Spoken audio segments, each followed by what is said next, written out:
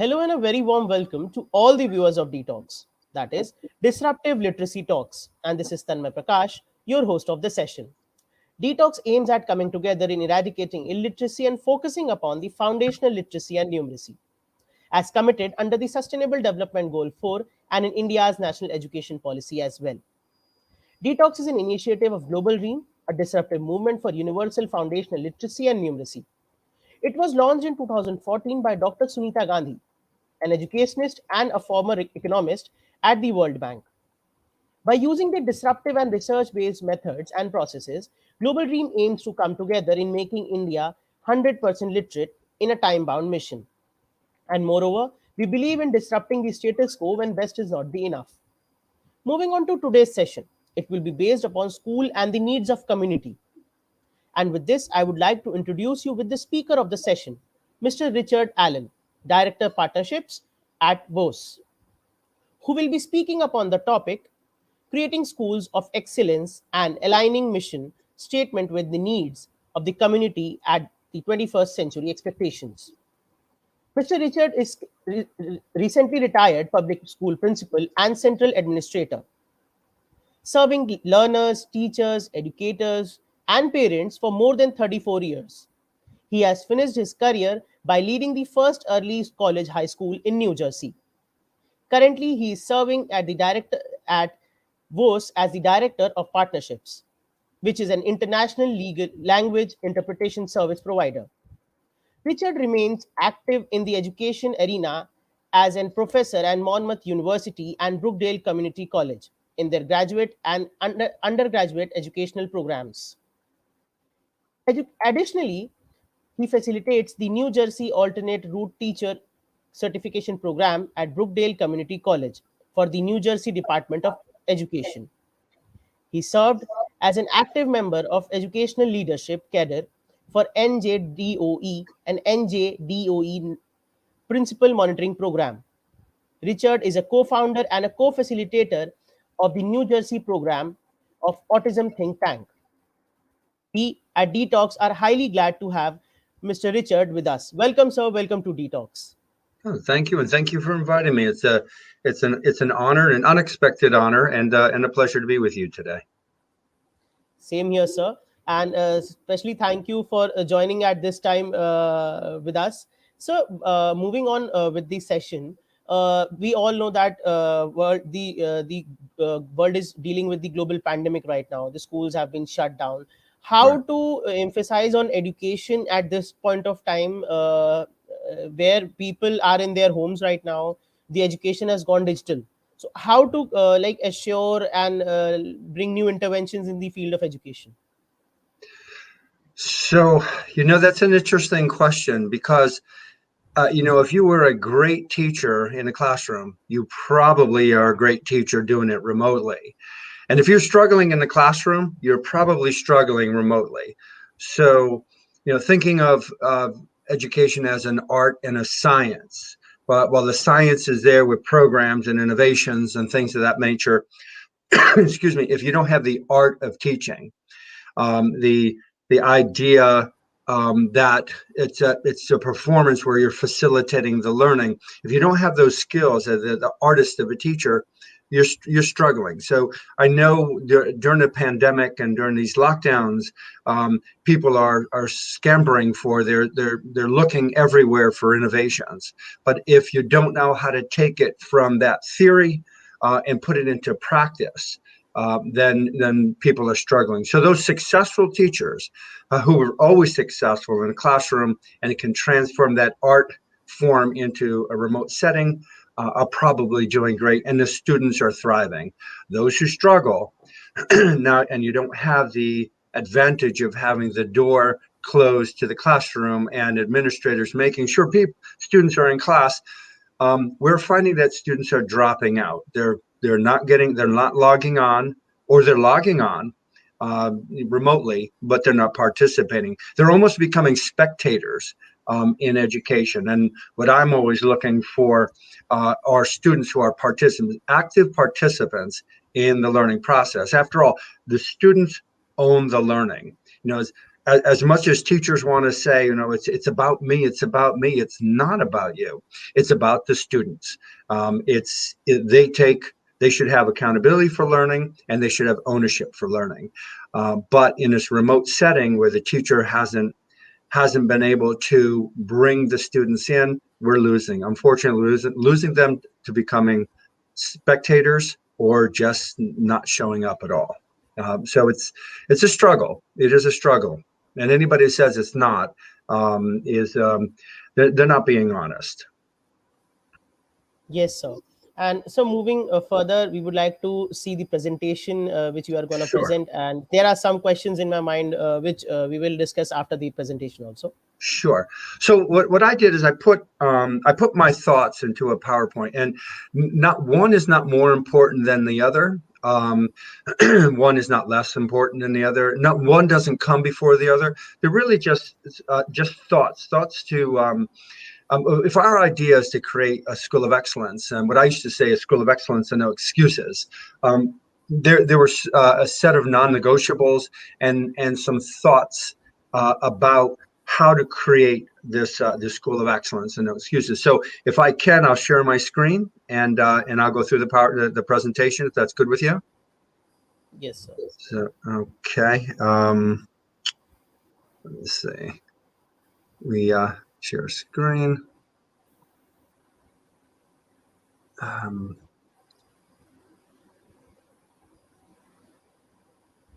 So can you see my screen? Can you Yes, see sir. my PowerPoint? Great. Yes, sir, we can. Okay, so let me we'll start from the beginning. So the idea that the talk I wanted, the thoughts I wanted to bring about is creating schools of excellence, and the whole idea is the importance of aligning mission statements with the needs of the schools and communities of the 21st century. So to start with, I want to bring a quote by a good friend of mine who quoted his father. Don Wettrick is a fabulous educator here in Indiana and in the United States. He wrote a book called Pure Genius. And he often talks about his father's advice to him. Said, "Son, I don't care if you teach for the next 20 years, but promise me you won't teach 1 year 20 times." And I think that's such a powerful statement. Teaching teaching evolves. Teaching is flexible and fluid, and teaching is as much an art as it is a science. And to teach the same year over and over and over again doesn't take into account the uniqueness of the students and the problems that the students encounter. So the other thing I want to talk about is the school culture. School culture matters. So my question to you is, if you're a teacher, here's my question, or to any teachers that are listening. What is it about you as a teacher that would make a student jump out of bed before the alarm clock goes off, run past the breakfast table without sitting down for breakfast, running out the front door, and running to school even before the buses and all the other students arrive because they want to be in your classroom? And the only time the student complains is when the class is over. What is it about you as an educator? What is it about you? What do you bring to the learning environment that makes those students want to learn? I think it's a powerful question, and I ask my graduate students that all the time. What is it about you? Why you? Of all the people in the world, why you? Why should a student come and learn with you? What do you have to offer them?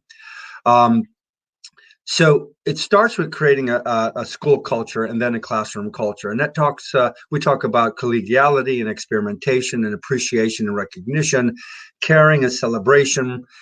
All of these factors play into creating a positive school culture. I can walk into schools, and in my job where I work with principals, I can walk into the school and almost immediately tell you what kind of culture. Is it a toxic culture? Is it a culture that celebrates students and learning? Is it a place where there's collegiality and people are working together for a common good? So the question I ask is, if your students didn't have to be there, would you be teaching to an empty room? I think it's a powerful question, and a question that I ask the teachers when I go to visit the schools, when I do my walkthroughs, when I work as a consultant. That question is, if students didn't have to be there, would we be teaching to an empty room? Gets back to that question, what makes a student want to be there before everybody else and only complains when the class is over? Are you creating that kind of environment for your students to learn? So we're bringing in all these innovations, and you yourself, you're bringing in this innovation to improve literacy and numeracy. So that's a program. But if the students don't want to be there, that wonderful program is going to sit empty, waiting for an audience who may not be there. Now, they might be there physically, but if mentally they're not there, if you haven't engaged them in the activity, they're not going to learn. And it's not the problem of the technology, it's the problem of delivery. Can the teacher bridge the gap between the teacher and the learning? So one of the problems I had when I first started teaching almost 37 years ago was it used to bother me when people say, "What do you want to be when you grow up?" That's an interesting question to ask a 5-year-old, because I'm sure if you ask that very same 5-year-old 2 years later, he's going to change his mind. And then as a 9-year-old, it changes his mind again, and as a 12-year-old. So I don't know if that's a good question. But I think the question to ask is, what great problem do you want to solve? So if I said to a student, what great problem do you want to solve? And he says, my father has some health issues. His heart doesn't seem to be very strong, and I don't know what it is. Well, then the question might be, are you interested in cardiology? Are you interested in physical therapy? Are you interested? What is that great problem? So that's a problem you're facing with. What great problem do you want to solve? So if we can find out from every student what great problem they want to solve, then we can create a curriculum. We base the curriculum around the student's interest. And that's where you would bring in your literacy program, and you'd bring in your numeracy program, and you'd cater it around the student's passion. Now, with everything, and I'm sure yourself and everybody that's listening, sometimes that great problem you want to solve is substituted for a new problem. That's okay. You just bring in those resources, you cater those resources to that new problem. So if every classroom was an incubator space where students and teachers, with the facilitation of the teachers, could help solve that great problem, we now have engaged learners. We have students who want to be there. They want to be there because they want to be there, not because somebody told them to be there. So in order for the students to be there, and remember the question was, what makes a student jump out of bed, run past the breakfast table, beat the buses on the cars to the school because they want to get to your classroom? That's a relationship that you built. That student wants to be there. And here's the nice thing about relationships. Once the students have developed a relationship with the teacher, then rigor and relevance can come into play. Without relationships, there's no rigor and there's no relevance. And what do I mean by relevance? What I mean by relevance is, does it matter to the student? It addresses the question, what great problem do you want to solve? Relevance has to do with not what the teacher wants, but what the student wants. And everything that the teacher brings in terms of relevance answers the question, the so what question. The so what question is, how is this relevant to the learning and what the student's interests are? And from there, you can then create rigor. Now, when I say rigor, I don't mean more of or harder, but I mean a deeper dive into the learning. So for all students, in order for them to learn, in order for your numeracy and your literacy program to work, you have to establish relationships with the students, create relevance, and then you can go into deep dive with the rigor. When you're creating relationships, and it's not just about saying, hey, how are you, and what's new at home. It's really about unpacking the student's invisible backpack. I think that's such an important concept, this invisible backpack. So every student comes in with their own story. When you're just establishing relationships, the teachers really have to understand what drives the student. First, to find out what their passion is, but then also know what drives them to be successful, and what are those obstacles that keep them from being successful, and what are their weaknesses, and what are their strengths. But mostly, what drives them, and what motivates them, and what can motivate them. But there are things that happen outside the school that prevent a student from learning. There might be severe poverty. There might be an abusive home. It might be a single parent home. It might be that the parents aren't there because they're working 2, 3, 4 jobs, and the student goes home not to do his homework, but to take care of the family. Or maybe he needs to go work, or she needs to go work to help support the family. So the teacher needs to unpack that invisible backpack. We all carry one, you, me, everybody. We all have those things that people don't know about, and it's not, we don't wear it as a tag. So it's the teacher's job in developing these relationships to unpack that invisible backpack.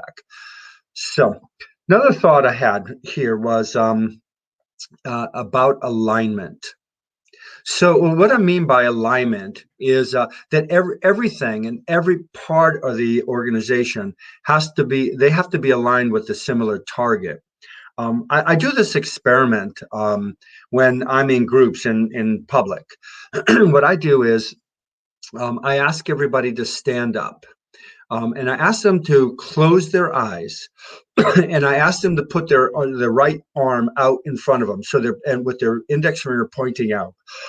So I want their arms out and they're pointing.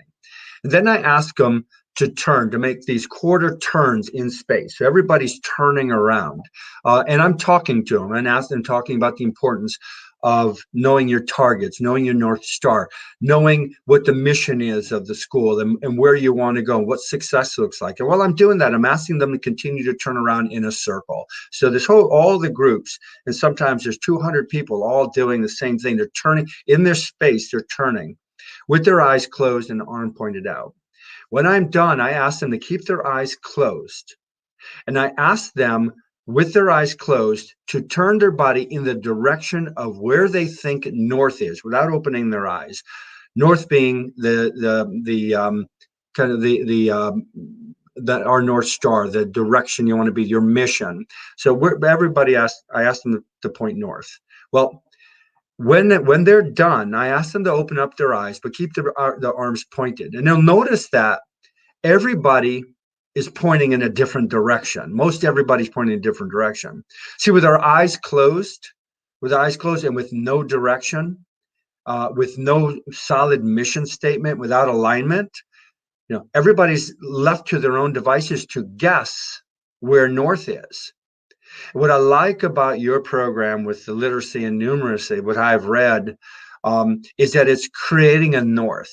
It's creating that North Star. It's creating that mission, that if everybody's aligned doing the same thing, I mean, everybody has a shared responsibility, success is inevitable.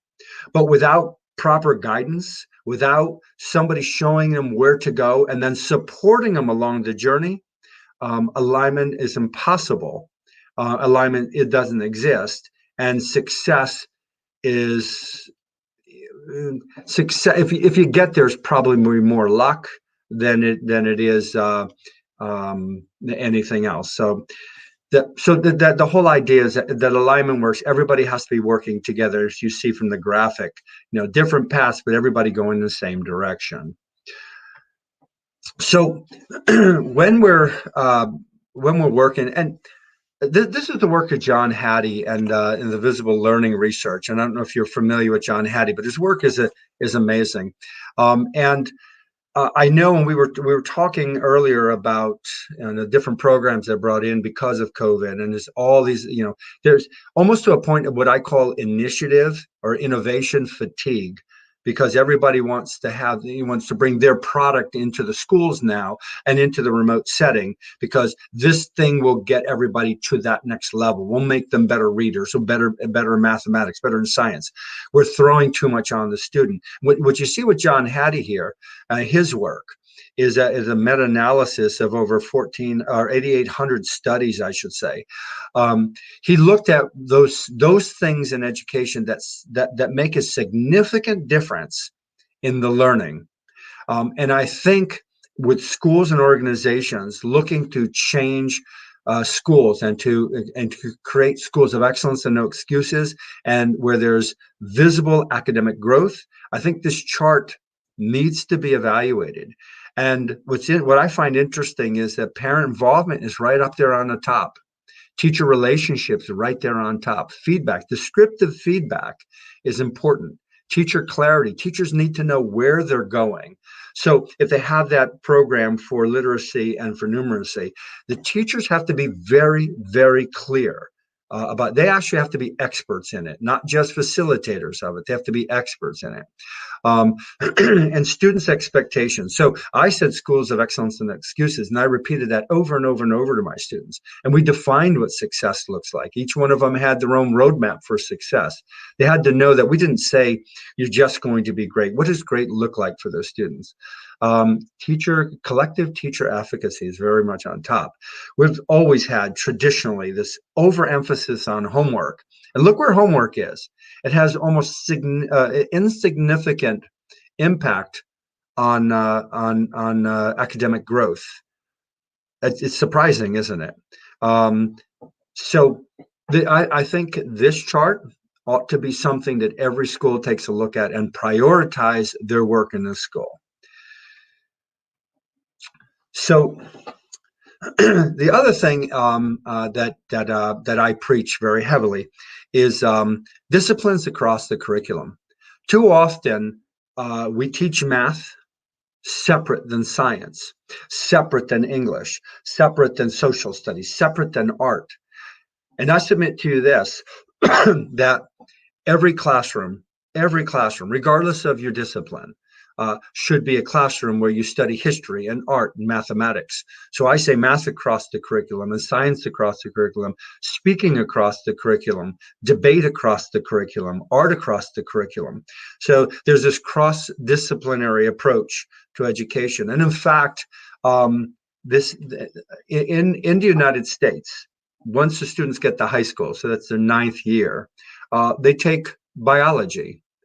The 2nd year, they take chemistry. The 3rd year, they take physics.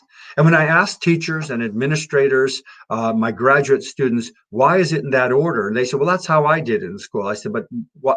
Biology, chemistry, then physics. That was the order. Do you know why? Alphabetical. That's why they did it. They did it by alphabetical order, because B comes before C, comes before P. So my submission was this: why don't we do a physics first model? Since physics involves geometry and algebra, why aren't those taught together concurrently? So in the freshman year of school, they're taking those classes at the same time. They're connected. They're intertwined. You can't have physics without geometry, and you can't have geometry without algebra. Same thing with history and English. The great stories are written and based off of historical facts, and so they're all intertwined. And you look at some of the high stakes tests here in the United States. SAT is a big test. Students in mathematics who do poorly rather. Well, we say that, well, they're probably not very good in math. The truth is they're not very good in English language arts, because if you've seen some of the high stakes testing, they're word problems, even if it's a math question or a science question with the New Jersey, we have the New Jersey science standards. They have it's called the Next Generation Science Standards. They take a test. To answer the questions, you have to be a good reader. You have to know what the writer of the question, the author of the question, is asking. So if you can't read, you're not going to answer the question. It doesn't mean you don't know science. It means you can't read. So there has to be this cross-disciplinary approach. So I say that every teacher, regardless of what you're teaching, art, some music, it doesn't matter. Every teacher is an English teacher. Every teacher is a math teacher. Every teacher is a history teacher. It's everything that you do, there's a historical reference to what we're doing. Okay. Here's an interesting takeaway from a book by Antonetti and Garver. What they did is they went into 17,000 classrooms, and they asked the students questions. And this is fascinating to me. 93% of the students in these walkthroughs can tell you what they are doing. Students knew what they were doing in class. 33% of the students can tell you what they're learning. 9% of the students could tell you why they were learning it. And only 4% of those students could tell you what success looks like. 17,000 classrooms can't be wrong. So my suggestion is, and actually, kind of my mandate was for the teachers, the current teachers now, my teachers that I had when I was a principal and an administrator, as a graduate teacher and a teacher, and at the college level, is to examine your practices. Only 4% of what your students of what you're doing, 4% of students can tell you what success looks like, and only 9% can tell you why they're learning it. You're doing something wrong in school. You have not built a relationship, and you've not explained properly exactly why you're doing it. You're not answering the so what question. When a student says to me, "Why are we learning this?"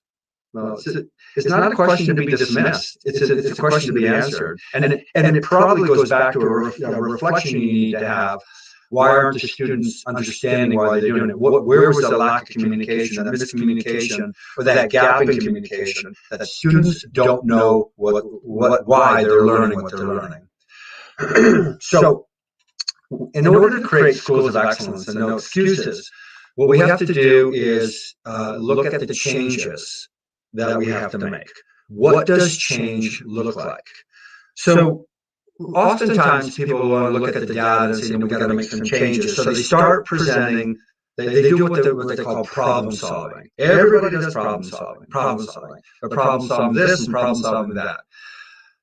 It probably could work if you're really lucky. If they say a blind squirrel can find a nut in the dark. Because they missed a step. The step they're missing is question storming. And when I finish the presentation, maybe we can do a little practice on question storming. But question storming is a process that has to start before problem solving. In fact, problem solving was a theory that came around late 1950s.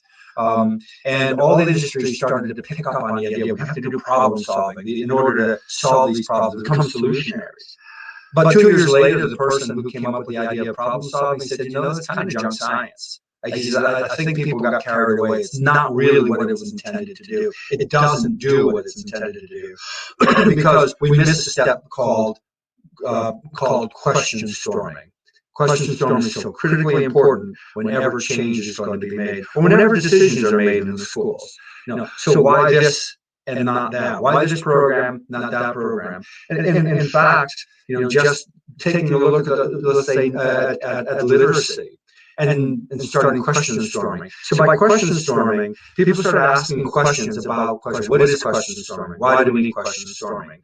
I'm sorry, what is literacy? Why do we need literacy? What does literacy look like? And by the time you get to question number 70 to 90, you've done a deep dive into question storming and deep dive into the subject. You start asking questions that normally don't get asked when you start looking at solving a problem and becoming solutionaries.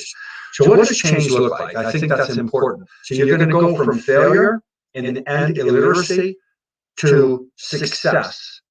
So what is that change in between? What's it going to look like? What does it entail? What's going to be needed? So people think of success as looking at a straight line, but really success is messy. With success comes a lot of failures.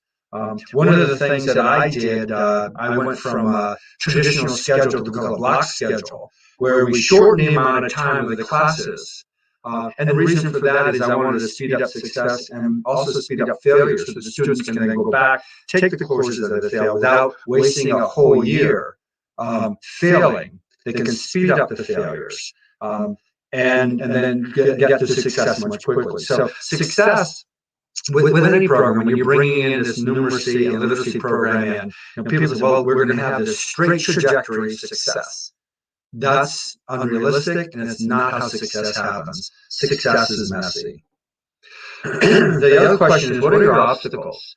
So one of the questions I ask when schools say we want to change, the question I ask is, do you really want to change? And do you believe that change can happen? So that's a whole, the idea, what I want to get to is this whole, the Carolyn Dweck thing about fixed mindset versus growth mindset. If I know schools have this growth mindset, that they believe that students can grow and succeed, I think we can remove the obstacles. Now we just have to, what are those obstacles that prevent students from succeeding? Sir, I would like to interrupt you in between. Sure. Actually, your voice is a bit echoing. Can you try to rejoin the session? Because your voice, we are getting an echo in your voice. How about now? Is that better? Sorry, sir. Is that better? Can you hear me better now? Can you rejoin the session because we are getting an echo in your voice. Okay, let me.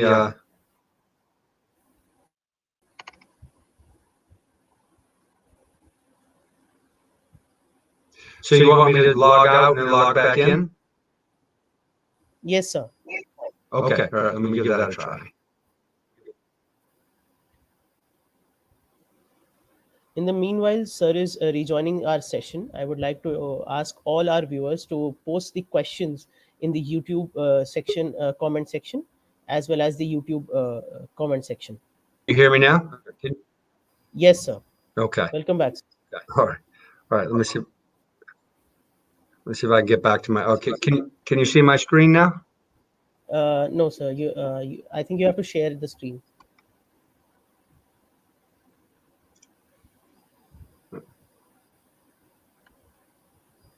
So you cannot see my screen right now? Yes, sir. Okay. Let me try this again.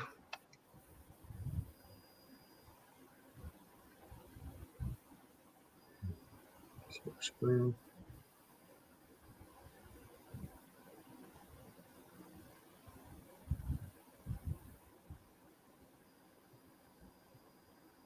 Yes, and now we can.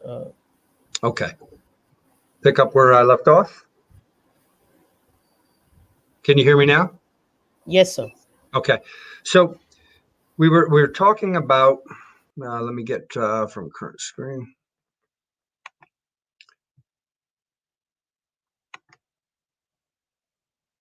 So we were talking about removing those obstacles for success. I'll tell you about one of the obstacles that that I tried to address. My job was to work with schools that are in need of improvement, schools that are not doing well on the standardized tests and they're not showing growth. And one of the obstacles I found is in the area of vocabulary.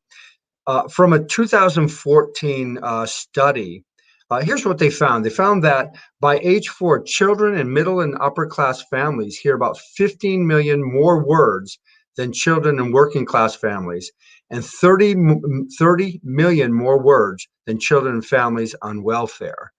So you see the students coming in at the age of 3 and 5 are coming in with a disadvantage. One of the obstacles is that they're not exposed to language, to vocabulary. That's a big problem. That's a big problem. So there's already an inequity when the students get started. So one of the obstacles that I had to have the teachers remove was the gap in vocabulary, and that's a lot of work. And that means that you have to employ the help of the parents at home to help you build students' vocabulary. But the idea is to look at those obstacles that stop you from being successful. There, while you have all of these tools to bring in, um, they occupy a space with the obstacles. The obstacles have to be removed. One of them, and I said probably the most important one, is the gap in vocabulary. I mean, that's a significant difference. We're talking about 30 million words, not 30 words, not 300 or 3,000 or 30,000, 30 million more words than children and families on welfare. That's significant. Um, I always say, and this is a non-negotiable, and I believe that's part of your philosophy as well, that education is a shared responsibility. And by that, I mean government, private businesses, and public schools need to work in tandem to to help the students' success. So we're talking that in terms of math literacy, in terms of literacy, the traditional literacy, in terms of just reading, in terms of writing, content knowledge, skill development. Um, it's a shared responsibility. So, um, the idea of schools working or being on their own, is if that's your model, it's not going to work. Get Parents can no longer just drop their kids off at school and say, you teach them, and then bring them back to me educated. It doesn't work that way. It's not that simple. Everybody has to be aligned. The businesses, government, and public schools must be aligned. The government and local governments, private businesses, need to know what the schools are doing, and the schools need to know what the expectations of private businesses and governments about. That's a non-negotiable. Education is a shared responsibility. And that gets back to that math across the curriculum, science across the curriculum, art across the curriculum, shared responsibilities. When my child goes into your art classroom or your music classroom or your history classroom, my assumption should be, and my expectation should be, that you're teaching them how to read, you're teaching them how to write. Well, that's Mr. Allen say that this art class, you need to write. You need to write about the art and your experiences. Artists do reflections all the time. So that's a non-negotiable. Education is a shared responsibility. So the circle looks like this. It's a student, a teacher, and a parent. It's an unbroken circle, and there's a connection there. This is a non-negotiable. So we talked about the vocabulary gap. What we did when I took over a school that was a school in need of improvement, what we did is we looked at all of the high stakes tests that the students had to take. In this case, it was a thing called the HESPA, the High School Proficiency Assessment. And what we looked at from all of the what we call retired tests, the tests that were no longer used, we looked at those high frequency words, the words that came about over and over and over again in all those questions. And we made a list of them, high frequency words, because this is what the research says, that students who understand the high frequency words, the meaning of those high frequency words, have an 80 to 90% chance of passing the test and being successful on the test and meeting expectations. So what are those high frequency words? We see compare, contrast, analyze, increase, decrease. Those words come up over and over and over again. If a student doesn't understand what you mean by compare or contrast, they're not going to be able to understand the question. So here's what we did. With every classroom test, with every classroom quiz, with every classroom homework assignment, in classroom discussions, those teachers use those high frequency words over and over and over and over again. So by the time the students took those high frequency tests, they were familiar with the words. They weren't stumped by the words. And you find those words, in the math high frequency words too. Again, like I said, students often don't fail the math test because they don't know math. It's because they can't read and they don't understand the high frequency words. So vocabulary is so critically important. And it starts at the age 3 and 5, what we call child-centered vocabulary and child-centered conversations. Oftentimes, parents at home talk over the students and don't the child, don't include them in the vocabulary or dumb down the vocabulary. The children are very smart and they're very flexible and they're easily taught. They're a sponge. Don't be afraid to use big words and then explain the words and ask them to use them in sentences. You don't have to, that baby talk thing just doesn't play. It doesn't play well. And it gives the student a disadvantage coming into school. Have conversations with your children, talk to them. Here's another thing, read aloud to your child. And I say read aloud to every student, even in a high school student, especially as you're trying to teach literacy. Read alouds are so important, and letting the students hear those words over and over again, how to sound them out, what they sound like, and then have conversations about the words and conversations about what you're hearing. Reading aloud is not reserved for 3, 4, and 5-year-olds at bedtime.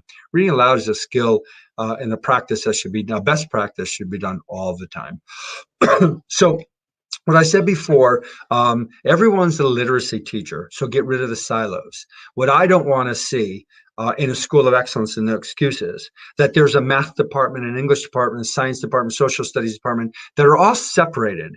There's no conversation. There's no discussion within the disciplines. They should be working together, not in silos. I think that's critically important. I see in a lot of schools that come in that I walk through, they say, well, this is the math wing, and here's the science wing, and here's the social studies wing. So if you have a math teacher who has a student who's struggling with English, they have to run to another part of the building to say, give me some practices that I could use to help my student read. But why aren't they mixed? Why can't a math teacher be next to an English teacher and a science teacher? And why can't they work as groups, as cohorts with the same students so they can work on skills together? So the old idea of math just teaches math, English just teaches English, is a mistake. I think there has to be this union between all the disciplines. Here's the other thing. Not only is every teacher an English teacher and a math teacher, but every teacher has to be a data expert.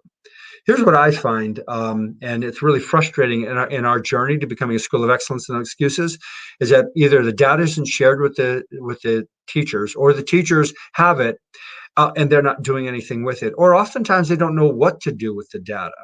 Here's the important thing. Knowing what the data says, it drives the discussion and drives the curriculum. So if you know how to add, that shouldn't be part of my lesson at any time during the school year, because the data says you already know how to do it. Now, if there's a few people in class who don't know how to add, that's a pull-out section. But I wouldn't have everybody in the class learning their addition and how to do adding and subtracting, multiplying and dividing if the data says they already know how to do it. So you're slowing down success because you're reviewing things the students already know. Look at the data. The data will tell you what to do. And sometimes it's disappointing. The data might say that students don't know how to add, but you're already in multiplication. Well, if you're going to go into multiplication and your students don't know how to add, well, you're setting the students up for failure. So another thing I talk about is best practices. So this new curriculum comes in, or you watch your your teacher next to you doing a lesson, or you've got this new innovation they want to bring to the classroom. So this is the best practice. I just warn teachers that your best practice, somebody's best practice is not always your next practice. Be careful what you bring into the classroom, and make sure that what you bring in the classroom isn't competing with something else that's trying to do the same thing. You're just going to confuse the students. So someone's best practice is not necessarily your next practice. So I talked about classrooms as incubator spaces, and imagine this. Imagine instead of a math class, you had an innovation math lab. If you had an English class, it was innovations club, and a history and a science class were all innovations.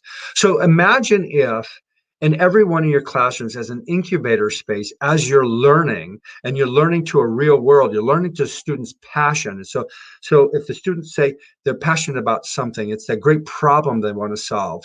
And so they're going to solve it in your classroom.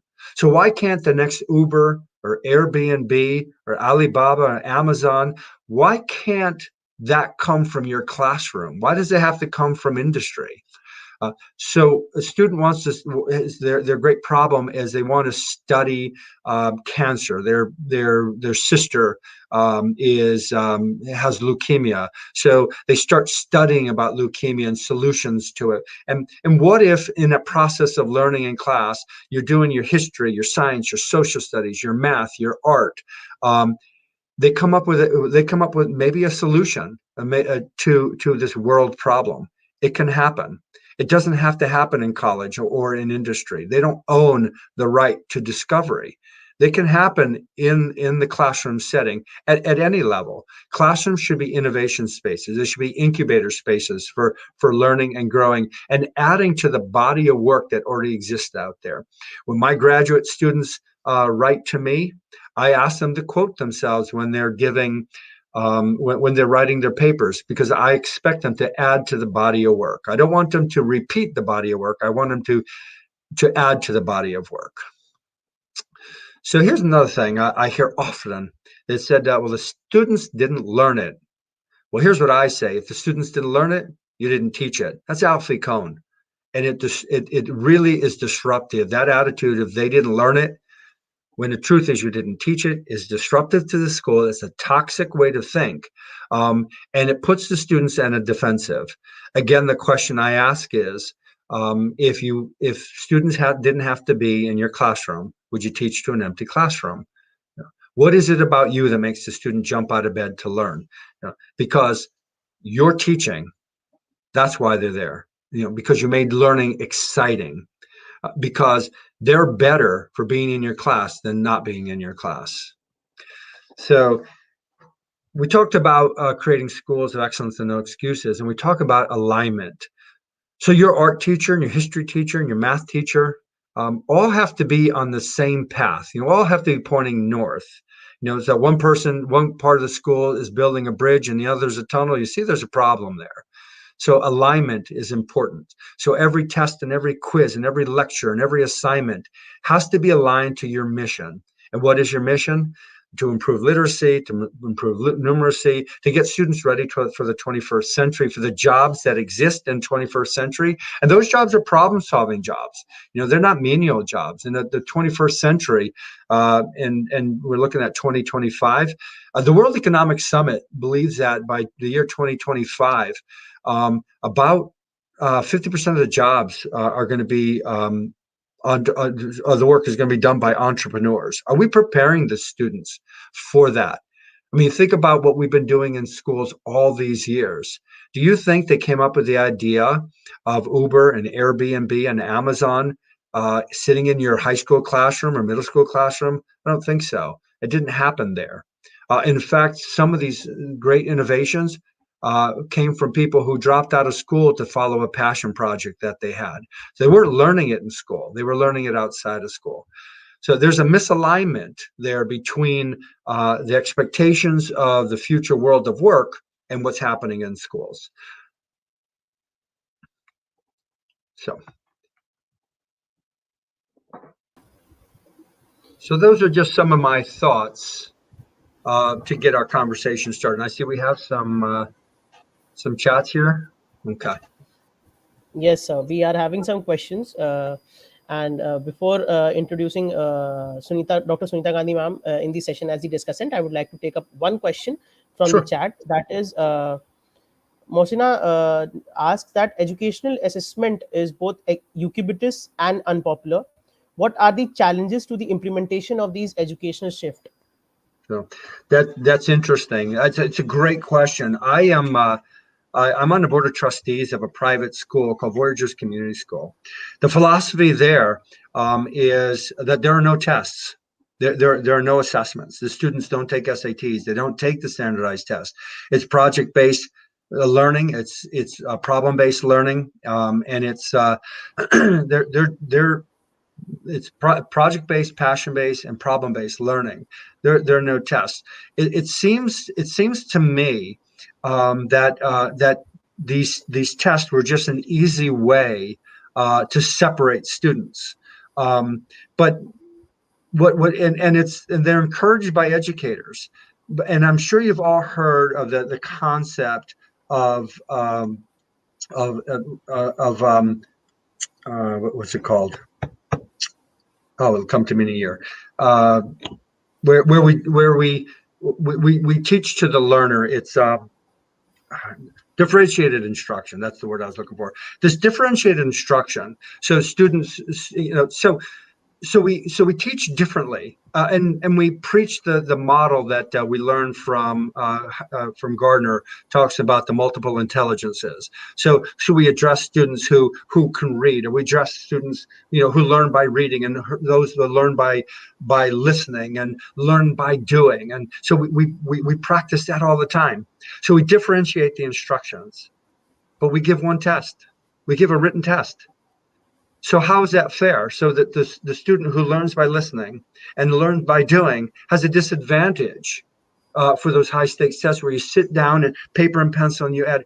So my question is, when are people going to start fighting against that? I see colleges are now not accepting SATs or not requiring SATs and ACTs because they see the disconnect there. So if there is such a thing as multiple intelligences, and we do preach the value of differentiated instruction, why do we have one test? My question to my teachers and principals all the time is, if we differentiate instruction, why are we not differentiating assessment?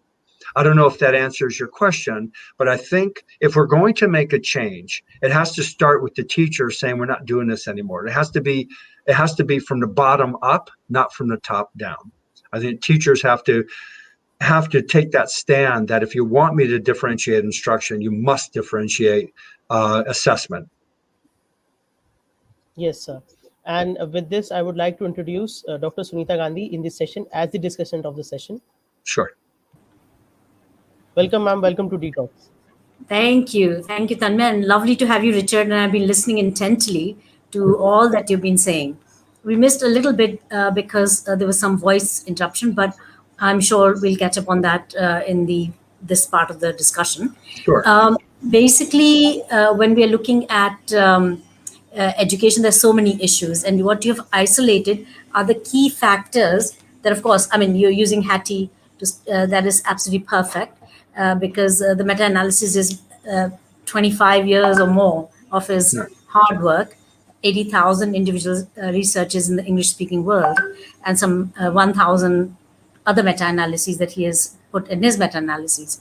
So obviously there's a lot there, but distilling it to the common person and also your insights by having led reform at the schools, yourself being the witness to those reforms, is really phenomenal. And what I really like, some of the things you've said, I can just reiterate now for a minute. So, I've heard you, but also for others to recap what you've said. I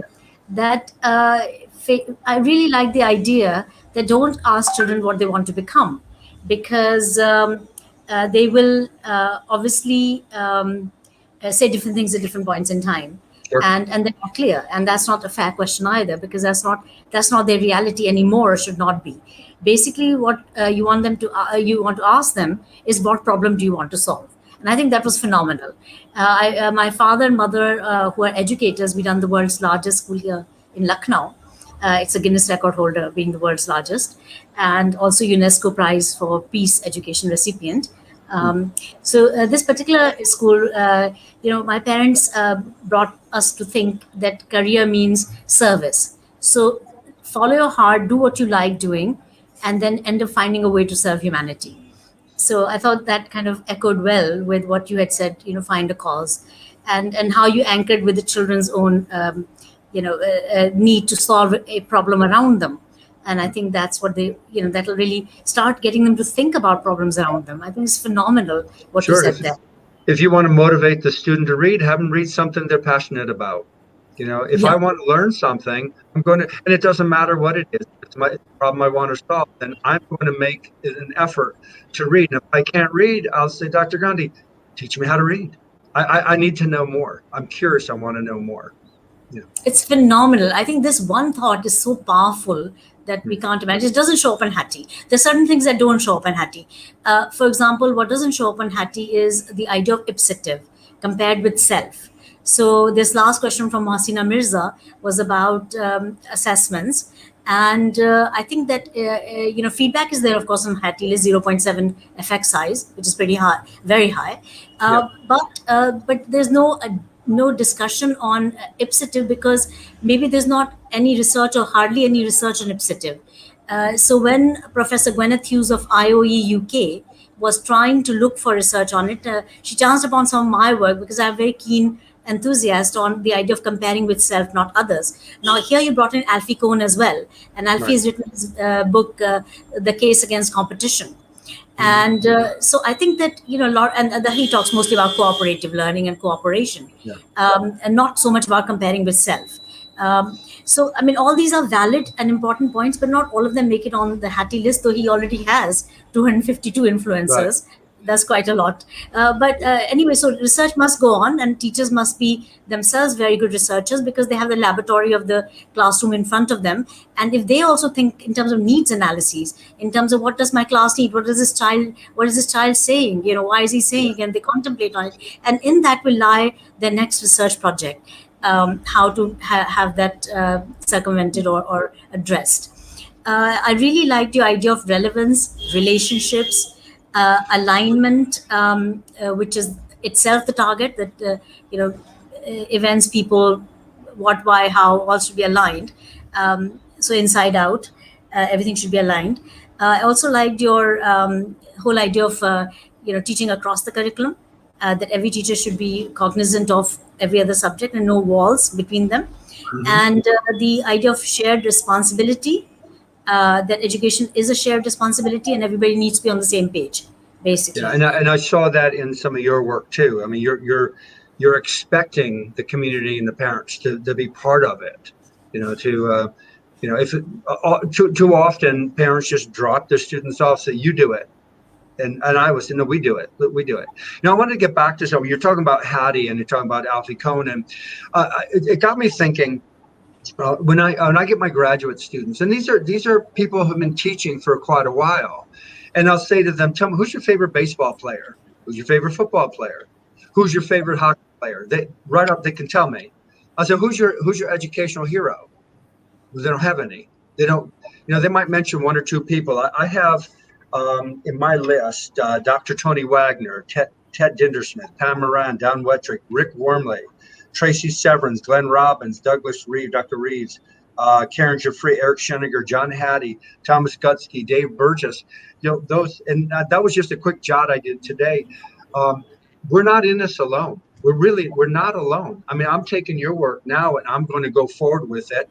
It's part of my body of work to teach people how to bring this art and science of teaching along. We don't have to do this by ourselves. We don't have to figure it out by ourselves. There are so many people there that paved the way. Heidi Hayes Jacobs, I just think, is a wonder. I just think she does some incredible things. But a lot of people don't know who she is, and it's a real shame. And the whole idea of curriculum mapping is so critical. So that teacher in the 9th grade should be having these communications with teachers to know what they did in 1st, 2nd, 3rd, 4th, and 5th grade. But again, that's that silos that we talked about. How the 9th grade teacher is not really interested in what they did in the 8th grade, and the 7th grade, and the 6th grade. And I think that's tragic. It's a shared responsibility. So I'm sorry, I cut you off, but I just wanted to throw that in there. No, it's a discussion. I'm really glad you are cutting me off. I think we Indians have a propensity for speaking endlessly. So do break me in. Break up my discussion with you whenever you wish. So I like the idea that children like sponge and they can actually appreciate and read difficult words at a young age, and they don't have a problem like we seem to think. We seem to bifurcate things that we don't need to, and I think that was a brilliant point you made. The idea of high frequency words, why not use them frequently in the classroom so that the kids get to hear them often and therefore address them and use them. I think it was phenomenal. Then I like the idea of every class an incubator space. I thought that was also tremendous. Yeah, so classes should be incubator spaces. How I think all these are practical suggestions as well that are doable, and they can probably create the visible impact that we wish to witness, and also perhaps not just visible impact, but also impact on marks, if you like, or performance. Mhm. We're so stuck on marks, and I, obviously appreciate that school you mentioned, Voyage, I think you said, Yeah, and that. Voyager's Community School. Yeah. Okay, that's grand because that also is exemplary. The idea of not having an assessment. I think that we're too obsessed with assessment. You're right. I mean, it's probably the Yeah. 19th century ethics still intact. In fact, pretty much all of the education, and many people have said that earlier than me, that is stuck on 19th century ethics. And the ethics are holding back education. The whole idea of summative assessment, which is where I've been also doing my research work, that summative is holding back human potential. Yeah. And if you do away with the summative, even if you gave assessment for self-evaluation in a very different way as feedback, that would have a totally different impact than if you give it for judgment of a child or classification or indirect classification. Uh, Well, if I could mention something about summative assessments, if you don't mind. So when I made a declaration, I was at my last year as a building, no, it's 2 years, yeah, 2 years before my last year as a principal. I went to the auditorium and I made an announcement to everybody. I said, we are now going to do retakes and redos. They said, well, what is that? It's a work of Rick Wormley. So here's what I said. A student takes a test, and if they fail, they can take it again. And they take it again and take it again until they pass. And so some of the teachers came to me and said, that's going to be extra work for me. I said, but again, if they didn't learn it, you didn't teach it. So maybe you ought to go back and reteach it. But this time, don't do it the same way. Do it a way the students could learn. Other teachers said to me, thank you for doing it. I always do that. And here's the advantage of that. So I'm the Algebra 1 teacher. You're the Algebra 2 teacher. My students collectively are scoring an 80% throughout the whole year. And let's say I've asked them 10,000 questions and they got 80% of them right. That's pretty good, right? Except they got 20% of those 10,000 questions wrong. And now I've given you a group of students, a cohort of students who don't know 20% of the material. I didn't help you as a teacher. Me, I failed you. But what if those students could take it over and over and over again until they become proficient? So here's what I found. One, that the honor roll students, my list went from 1 page to 3 pages. Everybody was on the honor roll. Number two, the best students in school were retaking it because for them, 95 wasn't good enough. Because I always say that good is the enemy of great.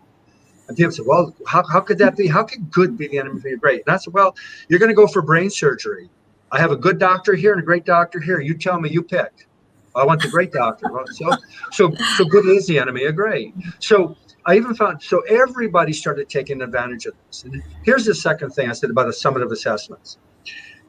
Yours, before you start a lesson, after you've written the curriculum, before you even write the curriculum, write your summative assessment. Write the summative assessment. Well, you don't do it that way.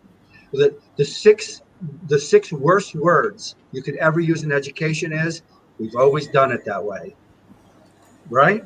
That's why we have the problems we have, because we always done it that way. So write the assessment for what are those things you want the students to learn? What does success look like? Then you write the curriculum. And then after that, you can start designing your formative assessments. But if your formative assessments are really good, then the summative assessments should be a breeze. You should never fail a summative assessment if your formative assessments are really good. So formative assessments could be a 1-question quiz, a 5-question quiz. It could be a test. It could just be what I call assessment on the fly. I go to your desk and ask you, what are you doing? So I'm constantly collecting information and then correcting, giving descriptive feedback. So when the student sits down for that summative assessment, they say, I've done this already. I know it. But we don't do it that way. We write a curriculum. We have teachers who are critical of these assessments, but they're terrible test writers. They don't know how to write tests, but they'll criticize these tests. I think they become better at questioning, better at asking questions. Good people say, well, there's no such thing as a bad question. Well, I say that the first 5 letters of the word question is quest. A quest is a journey. Every question the teacher asks should get them farther along in that journey to that summit of assessment. So anyway, that's my I little think podium speech on that. But brilliant. That got you going as well. And I think assessment is the biggest culprit in yeah, terms of holding back human potential. And classifying children is absolute criminal activity. We should not classify children at any cost because of whatever reasons we all can agree on that this is just not on. And we've been doing some work like this at some experimental schools in India. One of them is called City International School in Manas City in Lucknow, and which is basically where every teacher is like a researcher, and they do action research for everything they do. They try to put it with evidence in their portfolio, e-portfolio as well as physical portfolio. right. And there's a lot of learning going on. And one of the things we're doing around ipsitive is the idea of dual or multiple assessment, just like you're saying. I mean, it's like almost parallel thinking going on here in India. And so after the first assessment, we then have the children make effort logs. So instead of celebrating achievement, we celebrate effort, if you like, or document effort. And then after that, they work on their personal learning gaps, and teacher works on the class learning gaps and assists individual students as need be. She's more like a prop in the classroom rather than being at the center of the classroom. A facilitator. A facilitator. A facilitator. Yes. Yeah. Yes. But now we're moving into the term of mentor rather than facilitator, because though mentor is a facilitator as well, it's a minor kind of thing. But Right. basically, we are seeing that the role of the teacher more as a motivator, and so therefore mentor a child, like groom them into being who they can be, and be the guide by the side, more like that. So just a slight change of terminology, but the idea the teacher is not supposed to instruct is pretty powerful now in our minds. The teacher is basically a mentor to the learning. So we put information in our curriculum in a format, which I'll be happy to share with you at some point. We put it in a format that allows the children to learn by self. So we don't need to be in the way of their learning. In fact, I was just viewing some video evidence from one of our teachers of grade 1, Shaista Syed, and her children are doing brilliantly in reading Hindi and reading English. And I've sent it to a teacher we know in Ohio, a great teacher called Mary McCool-Berry. And she was just fascinated, to see all these kids reading ever so well. But the secret is that the children have been given the opportunity to decode learning by themselves. And that's where it's become really solid. And when they're reading, their mind is working. It's not just trying to figure out what it is. Where the problem is coming is the parent immediately jumping in and giving the answer. The moment a child gets stuck for even a split of a second, they're waiting for that opportunity to jump in and correct the child. And I think we've tried to coach the parents again and again and again that, look, stay out of the learning part of the child, because that's the metamorphosis the children need to see in order to grow. I love what you're saying. At Voyagers, the teachers are called teacher researchers, and there's a joy in watching the teachers learning alongside the students. But when you're talking about teachers, they impulsively want to go in and help, right? This is what I saw this one day. Student had the pencil down and was struggling, and the teacher came over to the student, picked up the pencil, and wrote for him. And put the pencil down. And I said, well, what did you just do? Well, I want to get him started. So that was the worst thing you could possibly do. If you're picking up the pencil to help him write, what else are you doing for him so that he no longer has to do? You're taking the learning and the effort away from him, and you're assigning it to you. You're owning the learning, you're owning the effort, and that's a mistake. And then what you're doing is you're creating an expectation that the teacher will do it. I just have to stay quiet. So I love what you had said there. But the students doing the discovery themselves. It's kind of the work that Pamela. Are you familiar with Pamela Rand and Ira Sokol and their book Timeless Learning? They're big proponents of what you were talking about. Yeah. Yeah, Richard, do send us your list of your great heroes of education, Sure, I because some will. of them I think I just couldn't absorb so quickly, but I'd love to know who they are. Sure. And some of them I may not know, in fact. So it'll be great. Yeah, so basically, teacher as an ongoing learner, teacher seeing the classroom as a repository of her own research work, and collecting evidence on a daily basis, a photograph, a video evidence, some kind of note that she can put in. I mean, this is what we're trying to accomplish. Not all teachers are aligned. Not all teachers do what we request them to do, in the sense that a teacher is always guided by the principal, the head teacher, and we have to be patient, because it's not a habit. So it's cultivating a new habit where you're constantly looking for evidence, constantly trying to create new evidence. Teachers are very easily settled into feeling good about what they do, and the moment Right. they feel good about what they do, they're not learning much more, Hmm. because now they're settled. They think I'm good, and I think that feeling comes way too early. Anyway, so that's Yeah. something we're struggling with on and off. Well, that's Not the all whole the time, concept. That's the whole concept of, if you're going to teach for 20 years, don't teach 1 year 20 times. yeah, That teaching that is, Dwight said that. Dwight yeah, Allen said that. yeah. So it's so important Yeah, yeah. that it's fluid, it's flexible, and no one day looks like the other. Different challenges, and I think people are talking about COVID and how it kind of set us back. And there's two mindsets for here, and I think it's a mindset that should work in every classroom all the time. It's this: that chaos brings innovation. Chaos nurtures innovation. So when things go badly, that's an opportunity to grow, not the excuse to pull back and say, well, we can't do this. No, you can do it. You just have another challenge. But challenges are fun, and solving those challenges with the students. Say, hey, this just happened. What do we do? How do we master this? Because somebody's thrown a roadblock in our way, and doing it Mm. together. Just sharing that journey with the students is a lot of fun. It's rewarding for everybody. Yeah, and I think this is the beauty of it. If we can create that culture of sharing, and so you come to a meeting with the teachers and say, oh, there was a problem in my class, and I'm thinking, what are your views on it? If you have those discussions, then you're on the right track. If you're not having those discussions, every teacher is in their own classroom, in their own setting, and you never get to view what's going on. There's no discussion. Everybody assumes everybody's great. I mean, that does not really create that culture, Right. discontent with yourself. The moment you're content, it's over. Right. So how do you create that culture of discontent and that chaos that you're talking about? Clearly, If you ask a great teacher if they've ever taught a great lesson, the answer will be no. A great teacher will never say, I taught a great lesson, because they'll always find something better they could do. That next time. And a great teacher loves the question, have you ever considered? I think that's such an important question to ask a teacher, is have you ever considered? So you walk into a classroom, a great teacher will say, no, I haven't. A bad teacher will be defensive. But those great teachers will say, no, I'm going to give that a try. I had a thing called Try It Out Tuesday. This was Try It Out Tuesday was.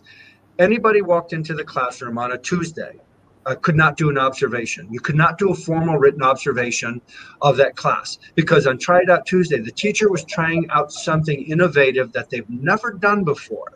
So they're experimenting in the classroom, something brand new, so that if it fails, no harm, no foul.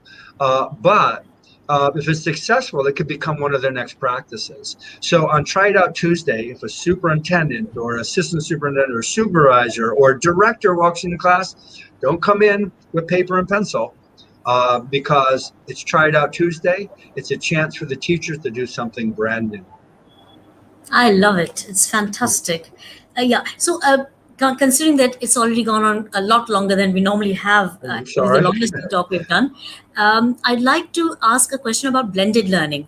Uh, I don't think we've discussed that today. And blended learning, synchronous and asynchronous learning. We've had a lot of views on this in the West also. Like Alfie Kohn has a very strong view on this, which you must be familiar with. So it'll be good to have your views on it. So traditionally, what would if blended learning was a person doing its very best work on its very best day, what would blended learning look like? What would you say if it was done beautifully? What would it look like, and what would the outcomes be?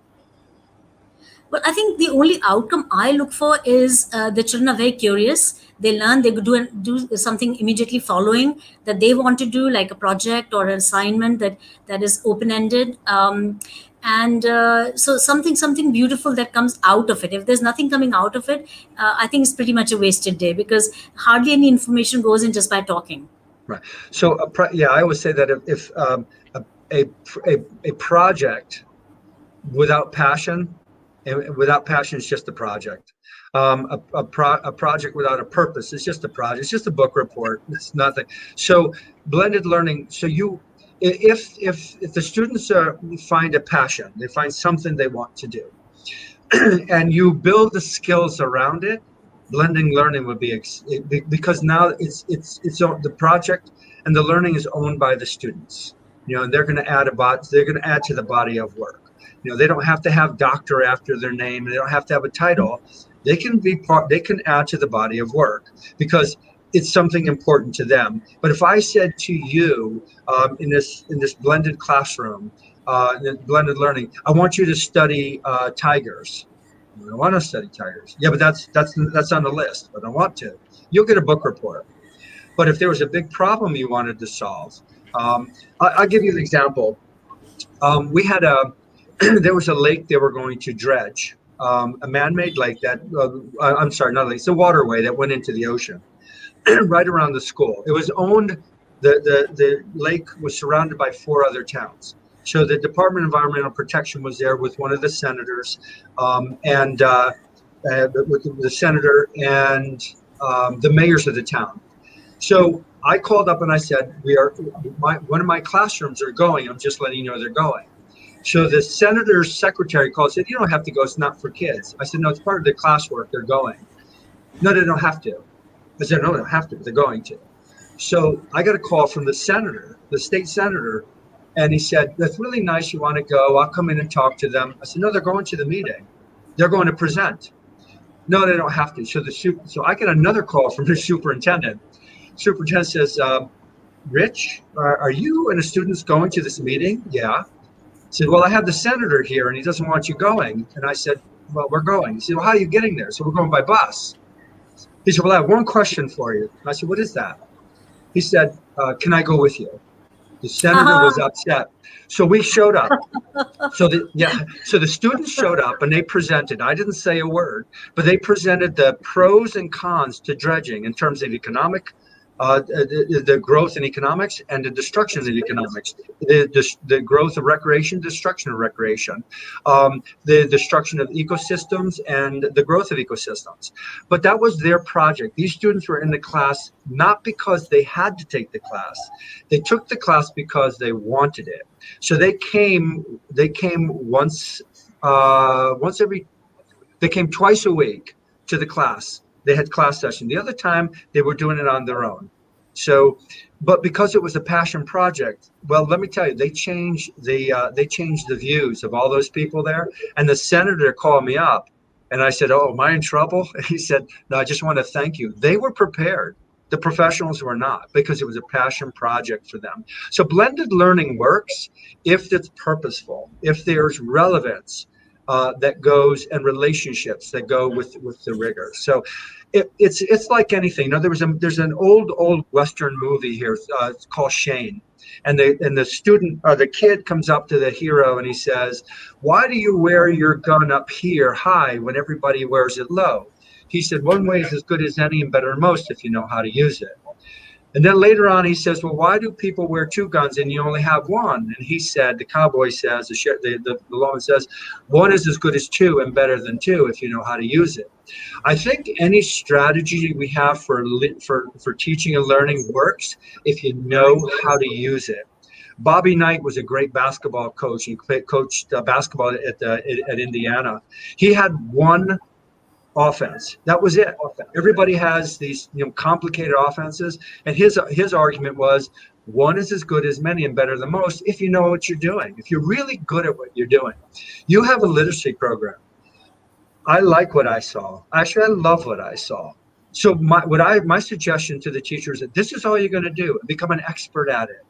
Be good at what you're going to. Be very good at what you can do or what you're doing.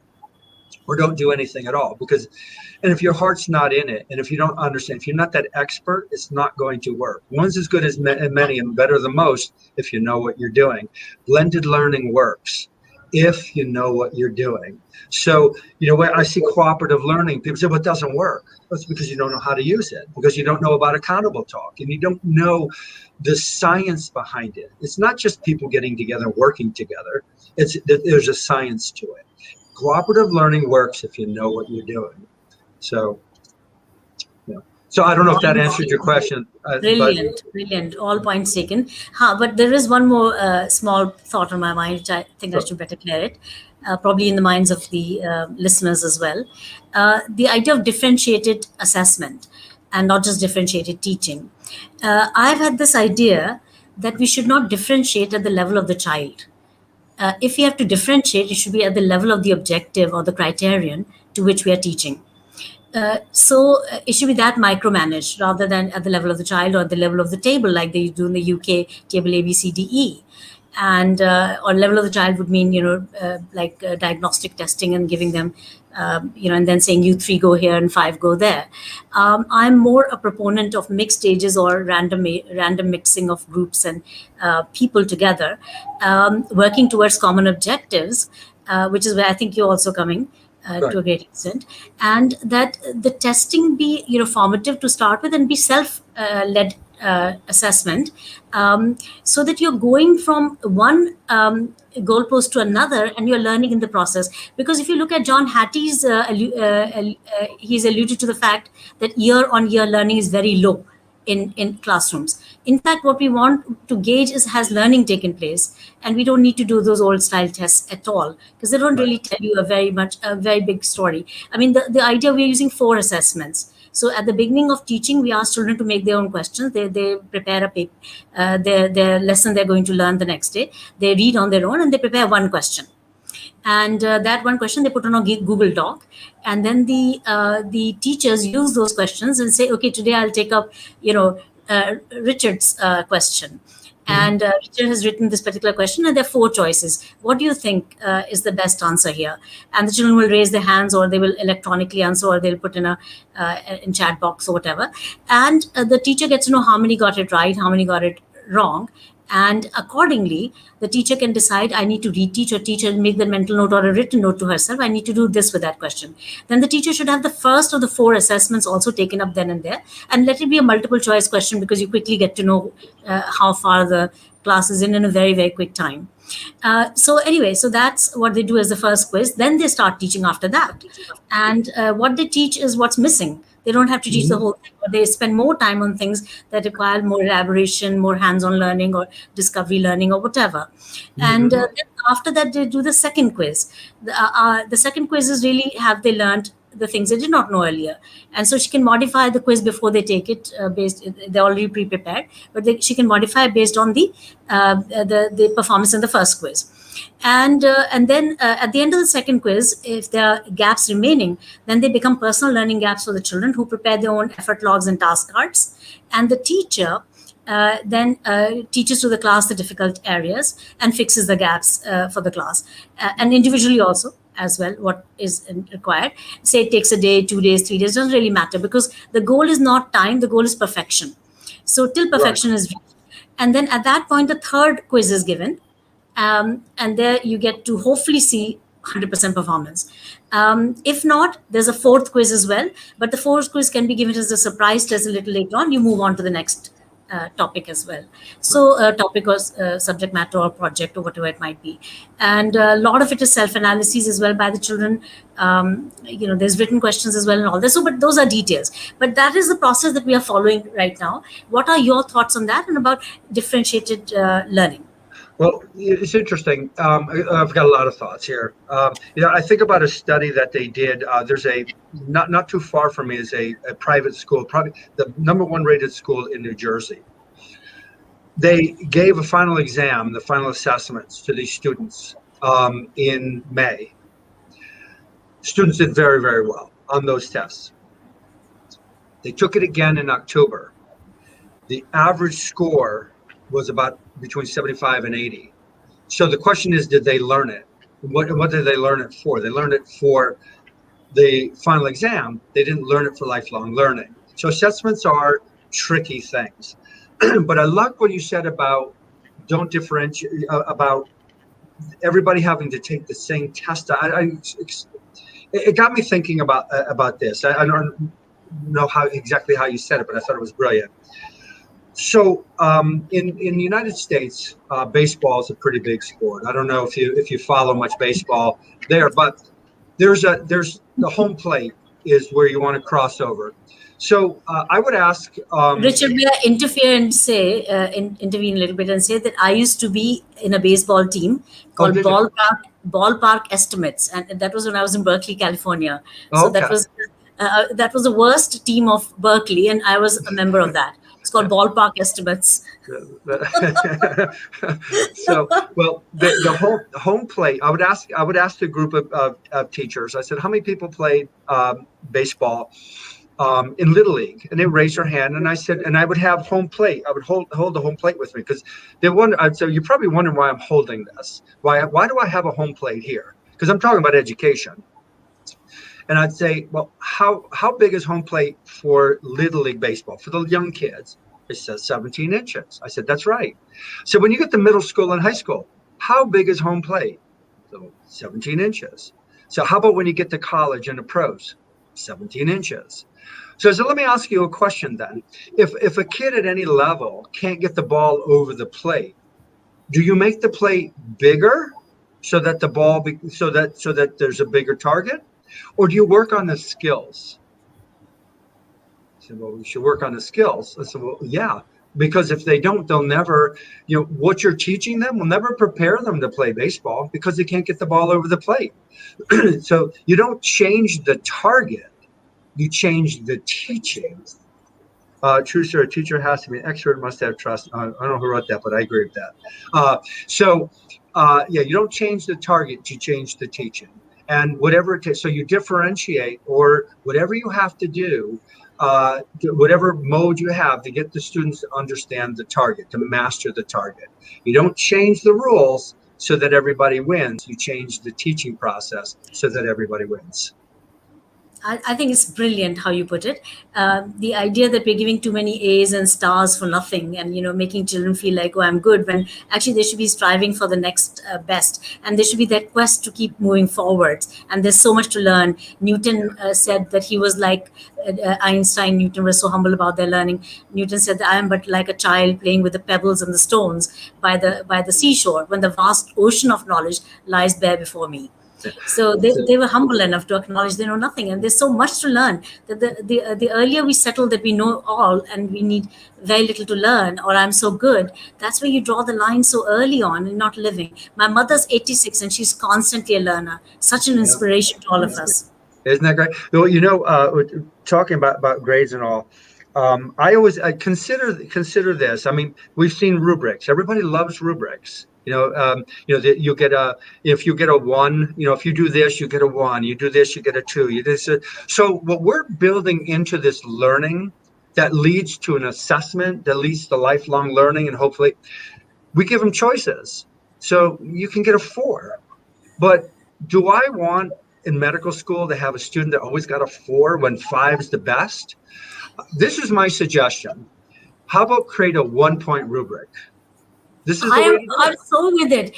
Just yesterday, I had a discussion with the superior principal of my family-run schools, Sushmita Basu, and really it was exactly that, because somebody in the UK had made a rubrics and sent to our school, and it was a 5-point rubrics with 3 criterion, and I said on 3 different pages. One was knowledge, one was creativity, and one was communication on a project work. That would be the rubrics to be used. So no, that's not good enough. Why don't we put everything on the one page, have one column only in that is the standard that should be clear. And now against the standard, you self-evaluate where you belong. You need to reach that standard. Why get 4, 3, 2, 1? Just go Right. straight with 5. And that's, that was exactly bingo. I mean, we're thinking so parallelly. It's just remarkable to It's me. like saying we're going to run a 5-mile race, but at the end, if you want to run 3, that's fine. I'll give you a medal anyway. No, you run the 5, you get the 5, you get the medal at the end of Absolutely. 5. And the other thing too is, we talked about when I started, we're talking about the question storming, and I think that we go teachers and always seem to go straight to the problem solving, and that's something that I really wanted. Maybe we could circle back to if we have time. Are you familiar with the whole concept of question storming? So let's say we're going to study today. We're going to study. We're going to take a trip to the zoo. Okay. So Teme, what's your first question you're going to ask? What's the first question? Why Where? are we, where are we going? Right. Right. What's another question? Where are we going? Why are we going? Yeah. What's the Where, zoo? why, what, how, Yeah. when, So the remarkable thing and not. happens. Yeah. Well, the remarkable thing happens when you get to questions like 70 to 90. You start talking about the veterinarians that work there and accounting that go there. And all of a sudden, a kid that didn't want to go says, "That you mean they have veterinarians at the zoo? Are you is are you telling me they're accountants there? I want to be an accountant. I love zoos, but I didn't think I could work at a zoo." Yeah, you could do that, but I like engineering. You mean I can build things over there? So once you start asking those questions, students get excited about what they're doing because there's something for everybody and everything and everywhere you go. So that question storm before you study anything is what. So I went into a classroom one day and they were doing y equals mx plus b. Y equals mx plus b. So all the students were like, they were excited. They were going to the board and showing me they could answer. And at the end, I said to the teacher, I said, on this scale for teaching, you hit 4. You didn't hit 5. And she said, but they all knew how to do it. I said, they all knew how to do it. They didn't know why they were doing it. You never got to that question, Stormy. Why are we doing y equals mx plus b? So what do we do? So the next day I had a bus waiting for them. We went to the local small airport and they had a flight simulator. And the kids had to put in their own y equals mx plus b into the flight simulator. If they did it wrong, guess what? The plane crashes. Y equals mx plus b is part of navigation. The teacher never explained it to them. So the question is, why do I have to do this? So oftentimes I hear students say, well, I don't like math. My question is, you mean you don't like problem solving? I said, I don't like science. You don't like discovery? I don't like reading. You don't like learning and traveling around the world? I don't like history. You don't like where you're coming from? Yeah, I don't like art. So we don't explain to the students why they're doing what they're doing, and we're not doing that question storming, like what's in it for me and what is the possibilities. We miss those parts that make school and learning and teaching so exciting. So I know I'm all over the place, but you got me. You got my. No, no. I think this is wonderful, Richard. Really, really, really appreciate it because there's so much to learn from you. So many new thoughts, new ideas. I think all our teachers are getting very excited. We can see questions coming in. We can't ask all the questions, but there's a lot of enthusiasm for what you're saying here. And this question storming is definitely something that we should really seriously take. It's a new idea for me also. So thank you so much for sharing. So many things you've said are new for us. Really appreciate it. Yeah. So yeah, well, I appreciate the opportunity. I know during the week or the past 2 weeks since you invited me, I was writing down just the thoughts that came to my head. One of the things, we complicate education. And I don't know how much time you have, so maybe I could leave you with this. So we but whatever we do in a classroom, whatever we do in a school has to be celebrated. That which is expected must be inspected. So I wanted to create classrooms where students wanted to be, where a classroom that was so clean and so safe that you want to bring your own child to. So I went to the store and I bought these dustpans and I spray painted them gold, and I put on it the golden dustpan, and I would hang it up there and in a classroom. And the teachers thought, well, what is that? And I said, well, the environment was so clean, so healthy. It was a place where I would want to bring people in because you value your classroom and the classroom environment, the culture of it. Well, after a while, this teacher started fighting for it. First, they laughed about it, then they all wanted one. But I put a date on it because I could take it off. But what the pride was in that teachers would have it for 3, 5, 10 years. Just the other day, one of the teachers went for a job as a vice principal, and she called me and said, I'm bringing my golden dustband that I won 5 years ago. She was so proud of it. The other thing was the golden ruler. The classroom measured up to the things. I had 32 things in the classroom that I wanted to see all the time. I wanted to see word walls. I wanted to see math problems. I wanted to see evidence of technology. Now, evidence that technology is different than technology. So I have a cell phone. That's not evidence of technology. It just says I have it. But you don't know if I know how to use it. The evidence is in the product that I create from it, that I know how to make a phone call, that I can email, I can print off my work. So I want to see evidence of technology. There's 32 things I want to see. There's a golden ruler. I remember once the teacher came and said, I don't understand why I have everything. She takes a notebook and she drops it on my desk. And I looked through it, and sure enough, she was right. It was there. She had everything. So the next day I took the golden ruler and we drilled it into the wall. And teacher would fight for it. So they knew that I valued these things, and I knew that they valued them too. And you know what? The students started to understand that we valued education. And the other thing we did, how I valued the educators, we had a thing called MOST, Mentoring of Starting Teachers. So here's what I would do. So Tanmay and I would go into your classroom. I was the English teacher, say Tanmay is the math teacher. And we'd bring maybe a science teacher. And we sit at the back of the classroom and we take notes. And you're teaching. At the end of the session, I give you the pen, the paper. I give you everything, all my notes.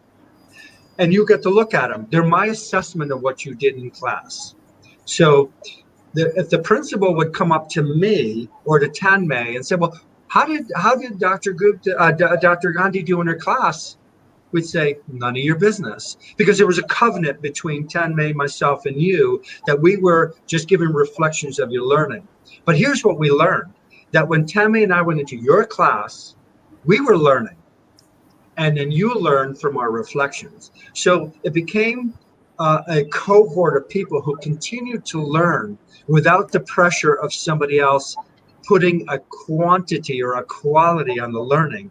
They weren't defensive, and they didn't have to justify what they're doing. They could just learn without there being any consequences to learning. So the Mentoring and Starting Teachers, our MOST program, became so popular that teachers would say to me, can I go? Can I be part of a group? Or those teachers became mentors to other teachers. So I heard you did this, and I heard you do that.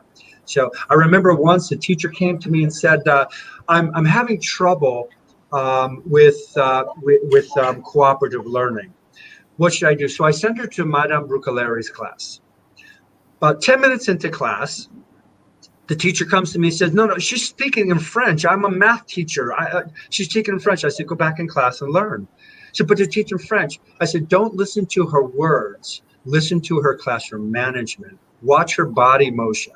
Watch how she moves around the class, the proximity to the students, how she questions the students and how they respond to her. You don't have to know what she's saying. Know what she's doing. We can learn so much from the teachers in class. We don't need to bring in people like me to go into your classroom. The experts are in your classroom. They're already there, with a little bit of guidance. So with a little bit of guidance and everybody on the same mission, success is moments away. I like to go into class and, if it's school and if they pay me nice. That's nice. But the truth is you don't need me. You don't really need me. The experts are already in the class in your school buildings. They really are. So. Phenomenal, absolutely phenomenal. Tanmay, you may also now let's kind of ask a closing comment from Richard. And Richard, please, if you will stay back after the talk just a tad, that'd be Sure. great. Thank you. Well, my So pleasure. it was a great session by you, sir, and Thank you. I hope all the learners, all the viewers, basically have learned a lot from you. And as we can see in the comment section, there are like many comments down there, which we all of them we can't address right now, but yes, we will hope to have them answered shortly.